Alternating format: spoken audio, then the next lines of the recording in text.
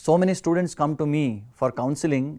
They generally say, sir, actually I take mobile and the night time I thought I'll just read this one message and sleep.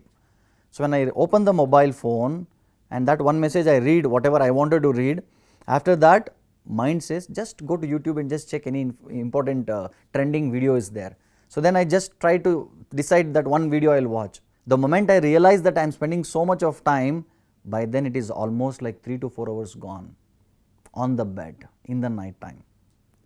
So we need to be very, very careful. So yes, it has become actually the most important need in our life. Yes, we can keep a smartphone, but we should assign a particular time. We should assign a particular time, and only during that time we can read or hear or watch videos, whatever it is. If there is no control on mobile phones, friends, we are losing out our purpose, because so many hours just goes in that distraction. And it is not that by watching some videos or Facebook or something we are inspired to achieve our success. It is not like that. Lot of time gets wasted. So at least during the night time, from 9 in the night, morning 7 a.m. I will not touch my mobile. Put it on the flight mode. No internet, no phone at all. Do you think any problem happens? No problem. We think, oh, if I switch off my mobile, some emergency important call will come. If it is emergency, the person will come directly to you and talk to you. But our mind convinces that no, there is emergency, you should keep your mobile on, internet should be on, all this nonsense, but we don't have to hear that. That's why I say distraction is a choice, and unfortunately we are choosing, voluntarily we are choosing these distractions, and we are getting succumbed by this bad habit. So please, please, please be very careful about the choices what we are making. Let me tell you a beautiful story. So this is a research team in America, in USA. So they thought we have to do some research about children, about achievers and non-achievers.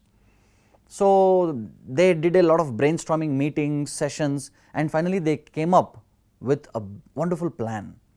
So the plan is they would go to a classroom of second standard, class 2, where children are basically 6 to 8 years, 6, 7, 8 years, in that age group.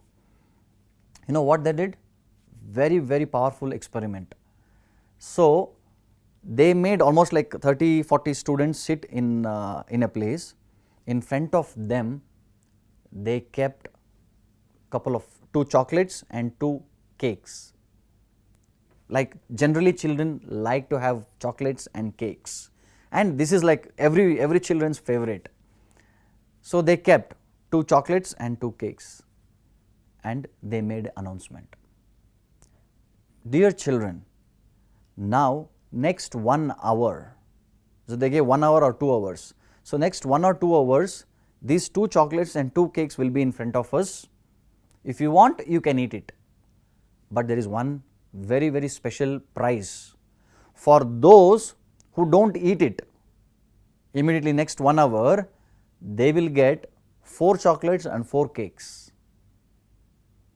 So option is yours. If you want, you can eat it, no problem. And they had put cameras everywhere to see the psychology of students. So 40 students, so many cameras, right in front of the students there are chocolates and cakes, which is the favorite ones, and now the doors are closed. They can play, they can do whatever, but next 1 hour, whether they will grab it or whether they will resist the temptation, it is left to children. So after 1 hour, after 2 hours, they found out among 40 students, 36 students, they grabbed it and they ate it and they finished it.